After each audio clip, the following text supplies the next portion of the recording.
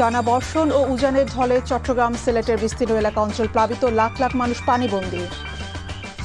দুর্গতদের পাশে দাঁড়াতে প্রধানমন্ত্রীর আহ্বান, বন্যা কবলিত মানুষের মাঝে ত্রাণ দিলেন বিরোধী দলীয় নেতা। শেখ হাসিনা দেশে ফিরবেন, ফাঁসির রায় কার্যকর হওয়ার জন্য নাহিদ ইসলাম তার ফেরার আলোচনা প্রোপাগান্ডার অংশ। রাত 1টায় সেমিফাইনালে টিকিটের জন্য সাবেক বিশ্ব চ্যাম্পিয়ন স্পেনের বিপক্ষে লড়বে বেলজিয়াম।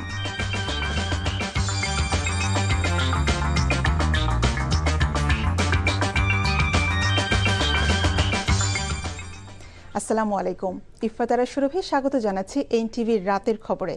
আই গ্যাস ইউনাইটেড শিরোনাম দেখছিলেন, এবার পুরো খবর। অতিবৃষ্টি, উজানের পাহাড়ি ঢল এবং পাহাড় ও দেয়াল ধসে চট্টগ্রাম অঞ্চলের 4 জেলায় গত 5 দিনে নারী শিশুসহ 30 জনের মৃত্যু হয়েছে। চট্টগ্রাম পার্বত্য 3 জেলা ও সিলেটের হাওর অঞ্চলের বিস্তীর্ণ এলাকা প্লাবিত হওয়ায় পানিবন্দী হয়ে পড়েছেন কয়েক লাখ মানুষ। রাঙামাটির বাঘাইছড়ি ও লংগদুর সঙ্গে সারা দেশের সড়ক যোগাযোগ বন্ধ রয়েছে। বিদ্যুৎ বিচ্ছিন্ন হয়ে পড়েছে কোনো কোনো এলাকা। এছাড়া টানা বৃষ্টিতে দেশের বিভিন্ন জেলায় তীব্র জলাবদ্ধতা সৃষ্টি হয়েছে। বিস্তারিত ডেস্ক রিপোর্টে। বর্ষণ ও পাহাড়ি ঢলে চট্টগ্রামের বিভিন্ন উপজেলায় বন্যা দেখা দিয়েছে। হুহু করে বাড়ছে বানের পানি, খাল বিল নদী উপচে পানি ঢুকছে বঙ্গোপসাগর লাগোয়ার জনপদে। অব্যাহত বৃষ্টিতে চতুর্থ দিনেও বন্যা পরিস্থিতির কোনো উন্নতি হয়নি। একই অবস্থা চট্টগ্রামের সাতকানিয়া, বাঁশখালী, রাউজান উপজেলায়। বুক সমান পানিতে ডুবে গেছে এসব এলাকার সড়ক, বসতঘর ও হাটবাজার। বসতবাড়ি ফেলে উঁচু দালানে আশ্রয় নিয়েছে পানিবন্দী মানুষ। শুকনো খাবার ও সুপেয় পানির সংকট দেখা দিয়েছে অনেক এলাকায়। অনেক অবস্থা খারাপ, সব এখানে সেপ্ট হয়ে গেছে, সব কিছু ভাঙে চুরে শেষ। মানুষ বাড়িতে নাই, আপনার এখানে সবাই পানিবন্দী। গরু ছাগল সব শেষ হয়ে গেছে আমাদের। পাহাড়ি ঢল ও টানা বৃষ্টিতে নদ নদীর পানি বেড়ে খাগড়াছড়ি, রাঙামাটি ও কক্সবাজারের বিস্তীর্ণ এলাকা প্লাবিত হয়েছে। বিদ্যুৎ সরবরাহ বন্ধ রয়েছে অনেক এলাকায়। চরম দুর্ভোগে পাহাড়ের বাসিন্দারা। পাহাড় ধসে এ পর্যন্ত কক্সবাজারে 19 জন, চট্টগ্রাম ও বান্দরবানে 5 জন করে এবং রাঙামাটিতে প্রাণ গেছে 1 জনের। বাঁধ ভেঙে তলিয়েছে লোকালয়। কক্সবাজারের পেকুয়া, চকরিয়া ও মাতামুহুরী উপজেলায় পানিবন্দী প্রায় 1.5 লাখ মানুষ। পানিতে ডুবে প্রাণ গেছে 2 শিশুর। অতিবৃষ্টি ও উজানের ঢলে মৌলভীবাজারের রাজনগরে মনু নদীর বাঁধ ভেঙে প্লাবিত হয়েছে অন্তত 15টি গ্রাম। তলিয়ে গেছে বসতভিটা, রাস্তাঘাট, ফসলি জমি, মানবতর জীবন দুর্গতদের। ভাই, আমার পানিতে কোমর পানি। সারা রাত আমরা অনেক পূজা করেছিলাম। আমাদের গবাদি পশু পাখি গুলা সাইড করছি এবং বাড়ির যে আসবাবপত্র এগুলো আমাদের সাইডে রাখছি। আমরা ডাঙ্গার মারে উঠা আমরা ভিজতাছি, ফিন্দার খাবার ফিন্দা লইয়া ঘুরতাছি, আমরা অনারে মরতাছি। আমরা কোনো রান্না বাড়া নাই, আমরা বাচ্চা কাচ্চা উপাস। সুনামগঞ্জে রেকর্ড বৃষ্টিপাত হয়েছে। পানি বেড়েছে নদ নদী, হাওরে। বন্যার শঙ্কায় হাওরবাসী। হবিগঞ্জ সদরে কালীগঞ্জ এলাকায় খোয়াই নদীর প্রতিরক্ষা বাঁধ ভেঙে প্লাবিত হয়েছে অন্তত 20টি গ্রাম। কয়েকদিনে টানা বর্ষণে এবং ভারতের মেঘালয় থেকে নেমে আসা পানির তোরে সৃষ্ট পাহাড়ি ঢলে শেরপুর নালিতাবাড়ি সড়কের প্রায় 40 মিটার অংশের সড়কের এক পাশ ভেঙে পড়েছে। ফলে চলাচল বিঘ্নিত হচ্ছে জেলা শহরের সাথে নালিতাবাড়ির এই সড়কের। পাহাড়ে বৃষ্টি হলেই এদিক দিয়ে আপনার পানি চলে আসে। পানি আসার কারণে আপনার এই রাস্তার ভিতরে অনেক সময় উড়াত সমান, অনেক সময় হাঁটু সমান পর্যন্ত পানি হয়ে যায়। খুবই ঝুঁকিপূর্ণভাবে থাকি। যদি পানি যেভাবে বাড়তাছে, রাস্তা অর্ধেক ভেঙে গেছে। এছাড়া নদ নদীর পানি বৃদ্ধি ও টানা বৃষ্টিতে নোয়াখালী, কুমিল্লা, চাঁদপুর, গাইবান্ধা সহ বিভিন্ন জেলা শহরে জলাবদ্ধতার পাশাপাশি পানি ঢুকে পড়েছে চরাঞ্চল এবং নিচু এলাকায়। নষ্ট হচ্ছে কষ্টের ফসল, ভাঙনেও বিলীন হচ্ছে বাড়িঘর ও মূল্যবান সম্পদ। NTV news desk. বন্যা ও জলাবদ্ধতার খবর জানাতে চট্টগ্রাম থেকে সরাসরি যুক্ত হচ্ছেন আমাদের সিনিয়র করেসপন্ডেন্ট আরিজ আহমেদ। আরিজ, আপনার কাছে বন্যা বা জলাবদ্ধতার সবশেষ তথ্য জানতে চাই এবং একই সাথে জানতে চাই দুর্ভোগ কমাতে সরকারের পক্ষ থেকে কি ব্যবস্থা নেওয়া হচ্ছে।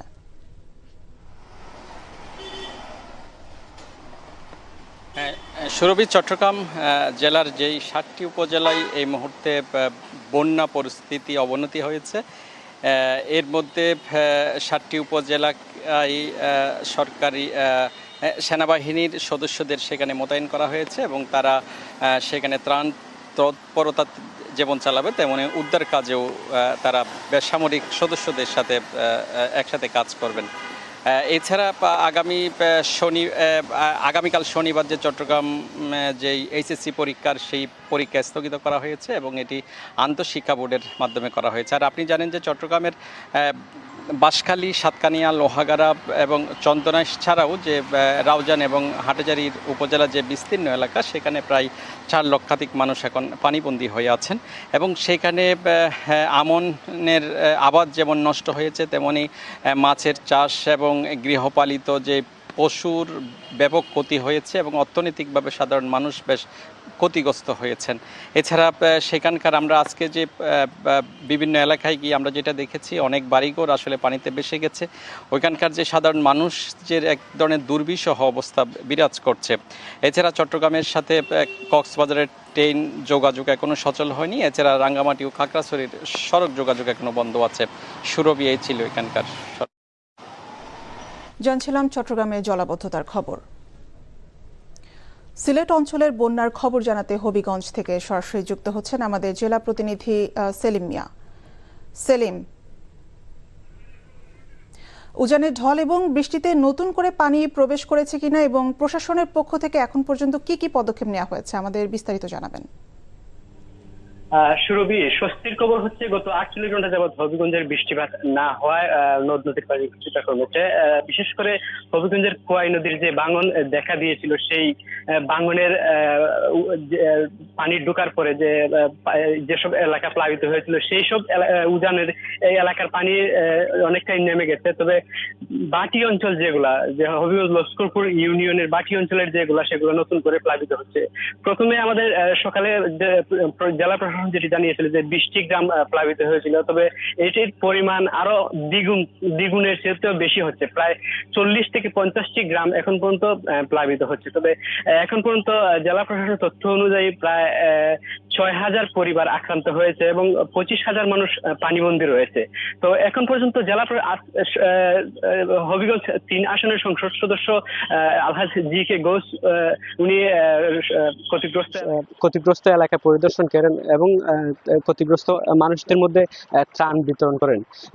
এছাড়া তিনি তাৎক্ষণিক জানিয়েছেন যে দ্রুত এই বাঁধগুলো মেরামত করে যাতে বন্যার যে বাঁধ সেটি মেরামত করা যায়। তো এখন পর্যন্ত উজানের কিছুটা পানি কমলেও বাটি অঞ্চলে এখন পর্যন্ত পানি বৃদ্ধি অব্যাহত রয়েছে। তো যদি বৃষ্টিপাত কম হয় তাহলে ধারণা করা যাচ্ছে যে এই বন্যা পরিস্থিতি দ্রুতই উন্নতি হবে। তো এই ছিল আমার কাছে হবিগঞ্জ থেকে সর্বশেষ। জানছিলাম হবিগঞ্জে বন্যা পরিস্থিতির খবর। প্রধানমন্ত্রী তারেক রহমান চলমান দুর্যোগে সংশ্লিষ্টদের দৃঢ়ভাবে জনগণের পাশে থাকার নির্দেশ দিয়েছেন বলে জানিয়েছেন তার উপদেষ্টা ডক্টর মাহদি আমিন। সকালে রাজধানী মিরপুরের সরকারি বাংলা কলেজে প্রাক্তন শিক্ষার্থীদের প্রথম পুনর্মিলনী অনুষ্ঠানে তিনি এই কথা জানান। বলেন, বন্যায় ক্ষতিগ্রস্তদের পাশে থাকার জন্য বিএনপির নেতাকর্মীদেরও নির্দেশনা দেওয়া হয়েছে। প্রশাসন সহ রাষ্ট্রের প্রতিটি অনুষঙ্গ ক্ষতিগ্রস্তদের কাছে সাহায্য সামগ্রী পৌঁছে দিচ্ছে বলেও জানান প্রধানমন্ত্রীর উপদেষ্টা। এ সময় মানবিক মূল্যবোধের ভিত্তিতে একসাথে দেশ গড়তে নির্বাচিত সরকারকে সহযোগিতার আহ্বান জানান মাহদি আমিন।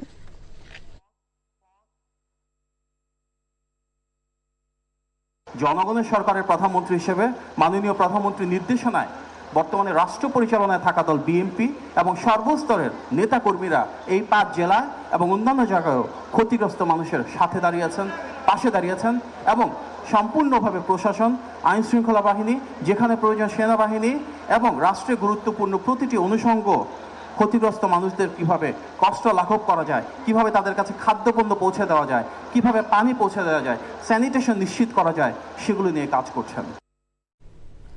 বিরোধী দলীয় নেতা ও জামায়াতে ইসলামী আমির ডক্টর শফিকুর রহমান বলেছেন, সামান্য বৃষ্টি হলে চট্টগ্রামের মানুষের দুর্বিষহ অবস্থা হয়। এটি স্থায়ী সমাধান প্রয়োজন।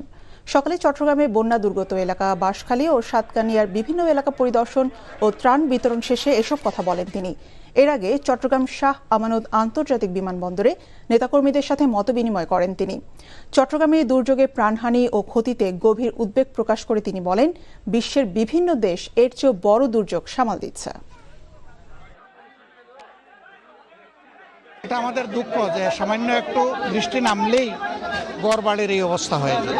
এগুলা কোনো সমাধান না, সমাধানের পথ খুঁজতে হবে কেমনে এগুলা থেকে বাঁচা যায়। দুনিয়ার বহু দেশ আছে এর চাইতে আরো খারাপ অবস্থা ছিল তাদের, কিন্তু এখন তারা এগুলা থেকে উত্তরণ করে চলে আসছে। তো সেই হিসাবে আমরা আশা করছি যে আমরাও যদি আন্তরিকভাবে সবাই মিলে দেশের জন্য কাজ করি, সমাধান বের হবে ইনশাল্লাহ। রাজধানী সহ সারা দেশে কয়েকদিন ধরে চলা বৃষ্টিপাত আগামী সোমবার পর্যন্ত চলতে পারে বলে জানিয়েছে আবহাওয়া অফিস। ভোর থেকেই ঢাকাতে থেমে থেমে টানা বৃষ্টি হচ্ছে। এতে মিরপুর সহ বেশ কয়েকটি এলাকায় পানি জমেছে। সাপ্তাহিক ছুটির দিন হওয়ায় জরুরি প্রয়োজন ছাড়া ঘর থেকে কেউ বের হননি। যারা বের হয়েছেন ভোগান্তিতে পড়েছেন তারা। খেটে খাওয়া মানুষ পড়েছেন চরম বিপাকে। তবে বর্ষা মৌসুমের এই বৃষ্টিপাতকে স্বাভাবিক বলছেন আবহাওয়াবিদ বজলুর রশিদ। চট্টগ্রাম বিভাগে বৃষ্টিপাত কিছুটা কমে আসলেও খুলনায় বেড়েছে বলে জানান তিনি। ঠিক আছে, কারণ এটা বৃষ্টির অঞ্চল, উত্তর পশ্চিম অঞ্চল, এইসব জায়গায় বৃষ্টি একটু বেড়েছে। এর সাথে খুলনা ডিভিশন, রাজশাহী, তারপর ঢাকা ডিভিশন এবং আপনার রংপুর ডিভিশন বৃষ্টি কিছুটা বেড়েছে। 11-12 তারিখ পরে বৃষ্টি অনেকটা কমে যাবে। আগামী ডিসেম্বরে পলাতক ফ্যাসিস্ট শেখ হাসিনার দেশে ফেরার আলোচনা প্রোপাগান্ডার অংশ বলে মন্তব্য করেছেন জাতীয় নাগরিক পার্টি এনসিপির আহ্বায়ক ও বিরোধী দলীয় চিফ হুইপ নাহিদ ইসলাম। তিনি বলেন, শেখ হাসিনা দেশে ফিরলে শুধুমাত্র ফাঁসির রায় কার্যকর হওয়ার জন্য ফিরবে। বিকেলে রাজধানী কাকরাইলে ন্যাশনাল এসএমই অ্যাসোসিয়েশনের আলোচনা সভায় তিনি আরও বলেন, হাসিনা দেশে ফিরবে কিনা এটি বাংলাদেশ ও ভারতের মধ্যকার কূটনৈতিক ও আইনি প্রক্রিয়ার বিষয়।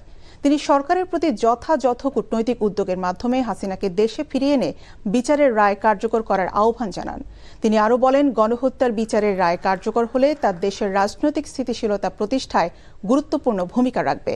পাশাপাশি ফ্যাসিস্ট আওয়ামী লীগের রাজনৈতিক পরিকল্পনা বাস্তবায়নের চেষ্টা হলে দেশের জনগণ তা প্রতিহত করবে বলেও হুঁশিয়ারি দেন তিনি।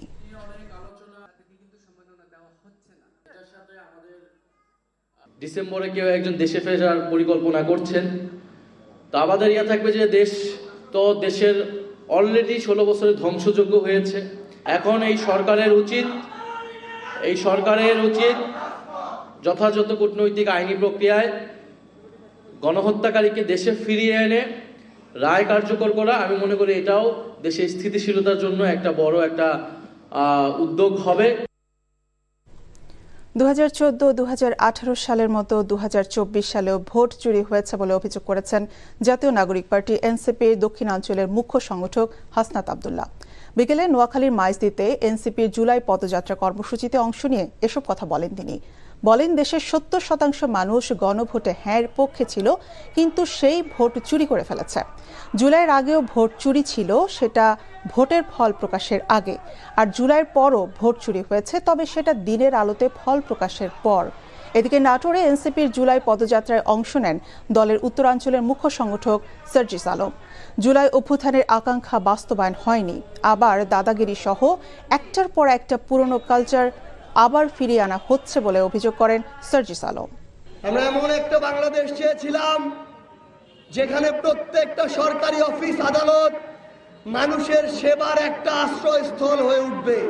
আমরা দেখলাম একটা গোষ্ঠী চাঁদাবাজিতে লিপ্ত হলো, কেউ নতুন করে মাদক ব্যবসায়ীদের শেল্টার দেওয়া শুরু করলো, কেউ নতুন করে থানাগুলোতে দাদাগিরি করা শুরু করলো।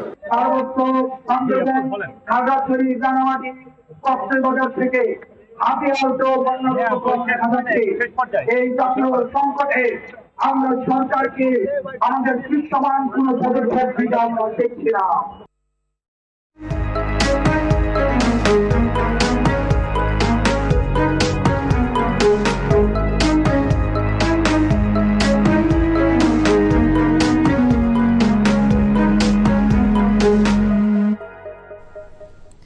প্রেমের ফাঁদ আর তথাকথিত চীনা জামাইয়ের সুখী সংসারের প্রলোভনে গত 1 বছরে চীনে পাচার হয়েছে 4 শতাধিক নারী।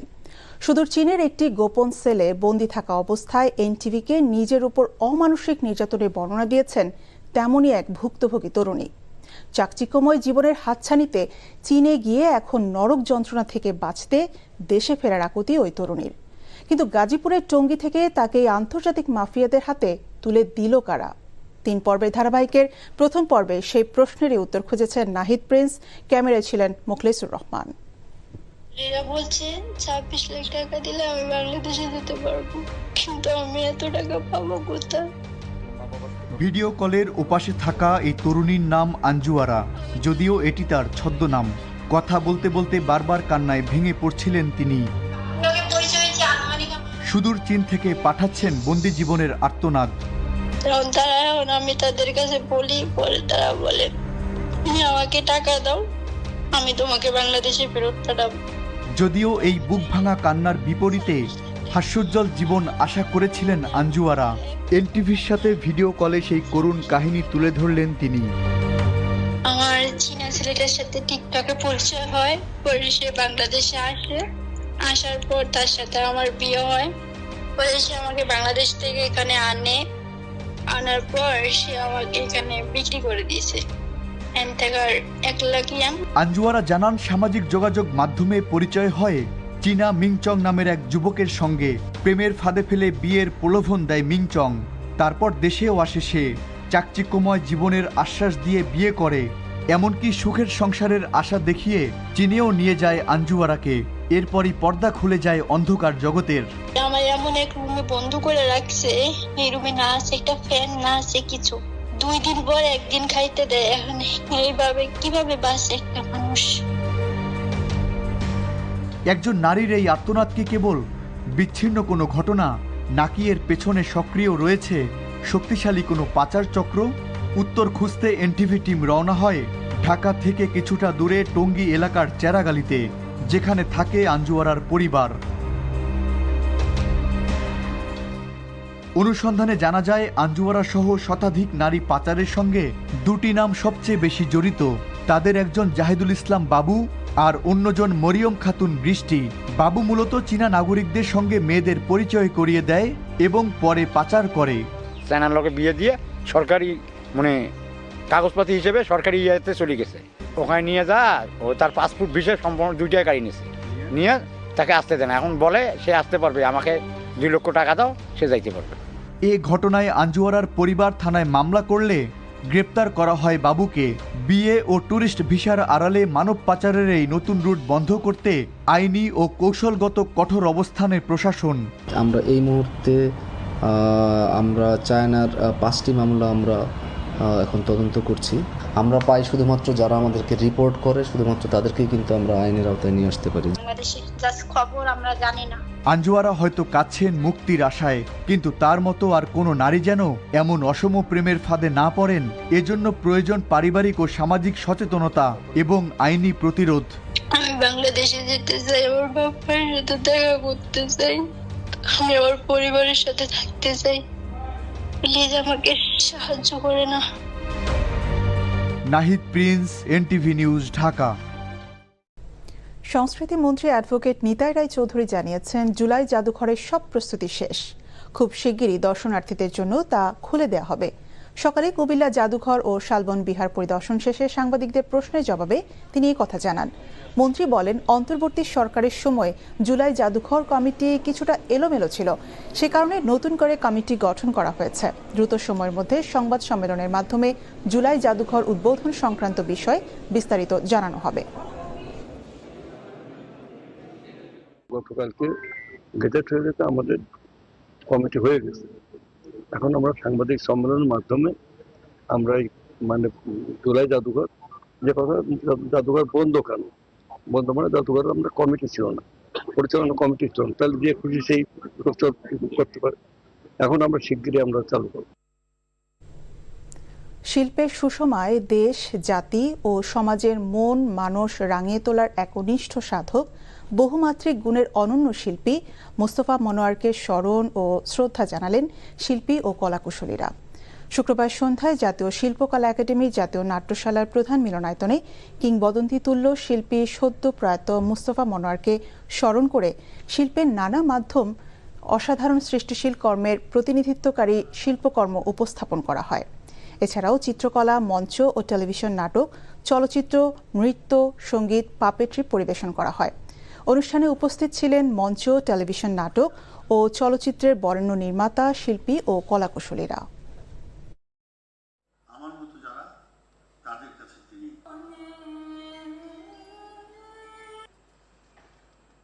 ওঠানামার মধ্য দিয়ে যাচ্ছে নিত্য পণ্যের বাজার। সপ্তাহের ব্যবধানে ব্রয়লার মুরগির দাম কেজি প্রতি 30 টাকা বাড়লেও 40 টাকা কমেছে সোনালী মুরগিতে। কেজিতে 20 থেকে 50 টাকা বেড়েছে দেশি মাছের দাম। গরুর মাংস 20 টাকা বেড়ে বিক্রি হচ্ছে 800 টাকায়। বেড়েছে বেগুন, করলা, কাঁচামরিচ সহ কিছু সবজির দাম। এদিকে নদীতে মাছ কম ধরা পড়ছে দাবি করে দেশি মাছের দাম কেজিতে 20 থেকে 50 টাকা বাড়িয়েছে ব্যাপারীরা। তবে এখনও 2500 টাকার উপরে বিক্রি হচ্ছে পদ্মার ইলিশ। বাজারে পেঁয়াজ, রসুন, আদা ও আলু সহ মশলা বিক্রি হচ্ছে গত সপ্তাহের দামেই। আরও একটি দুঃসংবাদ পেল জিম্বাবুয়েতে হারের চক্রে থাকা বাংলাদেশ। ইনজুরিতে পড়ায় সিরিজের বাকিটা আর খেলতে পারছেন না মোস্তাফিজুর রহমান। খেলতে পারবেন না টি-20 সিরিজও। তার জায়গায় অলরাউন্ডার সাইফুদ্দিনকে শনিবারের তৃতীয় ও শেষ ওয়ানডের জন্য স্কোয়াডে যুক্ত করা হয়েছে। টি-20 সিরিজ খেলানো হবে তাসকিন আহমেদকে। রহমান ফার্স্ট ওডিআইতে বোলিং করার সময় রাইট হ্যামস্ট্রিং এর একটা কমপ্লেইন নিয়ে উঠে আসছে। পরবর্তীতে আমরা 7 তারিখে ওকে একটা স্ক্যান করানো হয়েছে। তো স্ক্যানে ওর গ্রেড 1 মাসল টিয়ার আসছে রাইট হ্যামস্ট্রিং এ। সেম হাঁটুতে ওর একটু সমস্যা আছে, মিনিস্কাল ডিজেনারেশন আছে। তো আমরা এক্সপেক্ট করতেছি এটা অ্যাপ্রক্সিমেটলি 4 উইকস এর আশেপাশে একটা টাইম ফ্রেম লাগবে ঠিক হইতে। এই ছিল রাতের খবরে। এই খবরের ভিডিও সহ আপডেট জানতে ভিজিট করুন এনটিভি অনলাইন www.ntvbd.com। এছাড়াও এনটিভির জনপ্রিয় সব অনুষ্ঠান এবং খবরের আপডেট জানতে ভিজিট করুন আমাদের ইউটিউব ও ভেরিফাইড ফেসবুক পেজ। রাত 1টায় মধ্যরাতের খবর দেখার আমন্ত্রণ রইল। ধন্যবাদ সবাইকে।